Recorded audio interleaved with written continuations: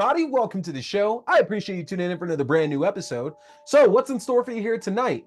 Tonight, folks, we're pulling another story out for my ongoing series, Growing Up With. If this is your first time checking this out, over the last year, I have pulled random stories out from my childhood in regards to the first time that I saw a very specific horror film or horror TV show, and about what I remember my first thoughts being, how it terrified me or affected me deeply back when I originally saw it, and what else I can remember from going on in my life at that time. So strap in, folks, because tonight we are talking Growing Up with Tales from the Darkside, the movie. Now, I have to start off by saying this is not going to be all-encompassing of Tales from the Darkside, the movie, but we're going to focus actually very specifically on one segment of the Tales from the Darkside, the movie, Lover's Vow. Now, this movie came out in May of 1990. That is absolutely not when I got a chance to see this. I saw this somewhere around late 1993, 1994. Now, what I remember, and my parents will probably dispute the hell out of this here, but you can tell me in the comment section, mom and dad. But what I remember is that we were going to Texas for some reason, and I swear to God that we had stopped at a SeaWorld. And I just say that because I remember the neon lights from the SeaWorld that we had gone to and how cool SeaWorld had looked back in the 90s. And this is before SeaWorld became like this big ride park that it is now, which apparently it's supposed to be amazing. One day I'll go check out the Orlando one. It's supposed to be fantastic at this point. But, you know, back in the 90s, SeaWorld was all about the animals. Terrible. They treated those animals terribly. Not condoning that at all. I'm just saying that's what it was back then. I digress. I remember us getting back to the hotel room, and at some point in that night, the setup here for the Tales from the Darkside, the movie, was that the ending of Back to the Future Part 2 was on. And I hadn't seen either Back to the Future at that time yet, so I didn't really know the story that was behind it. But at the end of Back to the Future Part 2, when original Marty is in the DeLorean going 88, lightning strikes coming down the clock tower, hits it, Marty's gone. And Doc's celebrating, but, that original Marty has already come back, because if you remember, Marty had to go back to the past, back to 1955? Y'all gonna rip me on that one. But Marty went back to the past, basically, because he had to go and get the almanac back from Future Biff, who gave it to younger Biff. I digress. You know the plot of Back to the Future 2. If not, go watch that movie. It is fantastic. It was my favorite Back to the Future as a kid. Now Part 3. Part 3 is the shit. Western Back to the Future goes hard. But anyway, what I remember there is the part where he's like, Doc, yeah, I got back, Doc, but I'm back. I'm back from the future, Doc. And great Scott. And passes out, fades. I thought Doc was dead.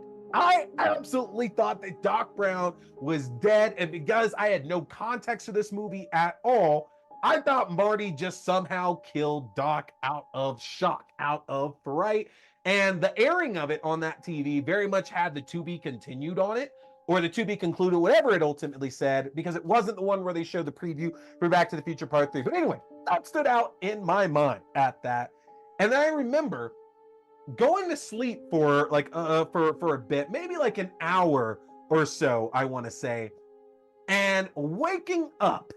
I guess it had to be more than an hour. Waking up towards the last 6 or 7 minutes of Lover's Vow.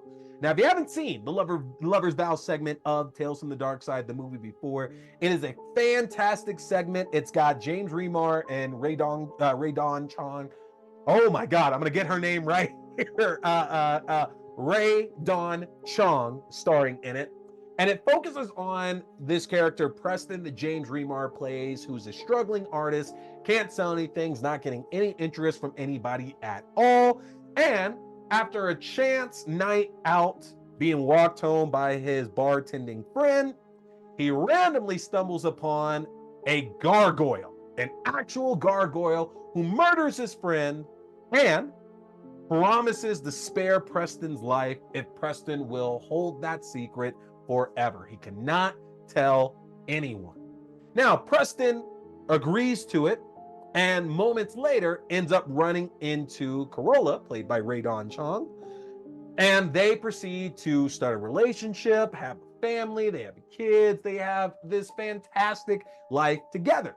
But over the course of Lover's Vow, Preston just doesn't feel at peace. He's still remembering that his friend was killed by this monster, and he's gotten all this great success. He's gotten everything that he's wanted, but it still stands out in the back of his mind because maybe he feels somewhat responsible for it. Maybe he feels like he's holding the guilt, like he's the one that killed his friend at the end of the day, but he wants to tell somebody. And he's reminded again that he was told to never ever break this promise. And he does break it, but he breaks it to the woman that he loves. He tells Corolla. And when he tells her, this is pretty much the time that I remember tuning in here to Lover's Vow. I remember waking back up, and like I think my parents were sleeping, but they had left the hotel room TV on. So like I'm just looking up, like staring at the TV a little bit here, watching this. And you know, if you've seen it, it is truly terrifying. The moment that Preston tells Corolla this secret about this gargoyle killing his friend, she just flips out. And Preston doesn't understand it at first. What is going on? Why is this a problem? Until Corolla begins to turn into the gargoyle, and all her human features slowly start to go away. Skin and flesh and bone all fall off, and the gargoyle appears underneath. Now, he also finds out that his kids that he's had with Corolla are also mini gargoyles as well too. And the story ends up being that in exchange for his silence, this gargoyle gave him the world and actually fell in love with him too. Like, it's the most heartbreaking part of this entire like segment is the fact that, as scary and terrifying as it is, that Corolla as the gargoyle was in love with Preston. And had Preston just kept his mouth shut, they would have like lived the rest of their lives together, and he would have been none the wiser. But does that speak to Preston's good-hearted nature? The fact that he couldn't hold this in and he wanted to tell her of all people, that should scream some goodness. But it doesn't change the fact that now revealed as a gargoyle, Corolla reminds Preston of the promise that doomed all of them as she rips Preston's jugular out and Preston bleeds to death. Corolla screams and flies off with the gargoyle children turned to stone for what we assume is forever. Now, I specifically remember the gargoyle biting into James Remar's neck, and I don't think up until I saw Demon Knight, up until I saw Child's Play, up until I saw Scream, From Dusk Till Dawn, you know, those set of movies, Wes Craven's New Nightmares in there too. Up until I saw those sets of film, with the exception of Jaws, watching that a few years earlier, I don't know if I had been that scared in my life before, because that was as violent as I had ever seen a death appear on screen. You know, in Jaws, I just remember the guy's leg, or was a kid's leg, like falling to the bottom of the ocean from the attack. But with this, just seeing the actual bite, the rip, the blood, Preston's body there on the ground, that was a lot to handle as a kid. And I remember being terrified about anything tapping at my window or at the door, or it being late night and hearing sounds in my house back then, because I thought it was a gargoyle getting set to come and murder me. And what annoyed the hell out of me was that for the longest time, I couldn't tell what movie that was from. I remember describing it to people, and I had said that the gargoyle was eating his face as opposed to his neck. And as a kid, you know, you embellish so much that nobody knew what the hell I was talking about at all. And thankfully, years later, it replayed like on Stars or HBO or something like that. And I was able to catch the whole thing and be even more freaked the hell out by that movie. That is a good movie. That is The Real Creepshow 3, for those y'all that are wondering. And in a fun case of synergy here, if you caught my coverage of Tales from the Crypt episodes recently, where I talked about The Pit, an episode that I remember seeing the run on Fox back in around this time, around like 93, 94 as well.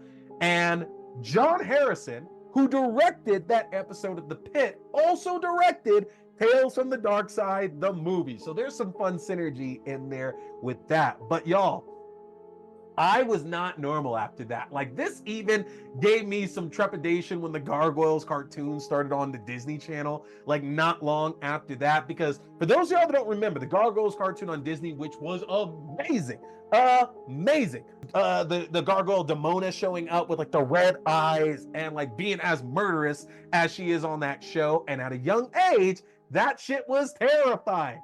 And so I always linked Demona to Corolla at a very young age. They're like these two murderous ass gargoyles. Even the Corolla's the one ripping necks out. Damona's the one stabbing and shooting people. Like, read it, Damona. Relax, all right? Oh my God. Watch Gargoyles if you have not on Disney Plus. It is the bomb. But I've dated myself with these references there. But either way, Tales from the Darkside, the movie, is a fantastic, fantastic film that has stuck with me for over 30 years at this point, honestly. It is one of my earliest horror memories that I have, along, again, like I said, with Jaws. This is one of the earlier ones that I have as well, too. And Lover's Vow is one of my favorite anthology segments of all time, simply because of that fear that I can still remember vividly as a kid and how much that truly affected me. To the fact that one of my favorite shows, one of my favorite cartoons of all time, Gargoyles, was severely affected by seeing this segment and seeing Preston get his neck ripped out like that. I'm curious, y'all. Did anybody else have those issues that I did here with Gargoyles after watching this Lover's Vow in this film and then watching that TV show? Let me know. I want all the smoke there in the comment section. But that is going to do it for us tonight here, folks. I appreciate you tuning in for another Growing Up With segment. We got more great ones to come here over the year, folks. But you got to get subscribed if you want to see them all at linktr.ee/T Scary Movie. If you get subscribed, that'll give you access to the YouTube page for the video versions of the show, your favorite podcasting platforms for the audio-only versions of the show, to my Letterboxd page for written reviews and movie rankings through the year, to my TikTok page for full episodes, movie news, and movie premieres, my Twitch page for all my horror gaming, my Fangoria shop page for a 20% discount off anything in the Fangoria shop.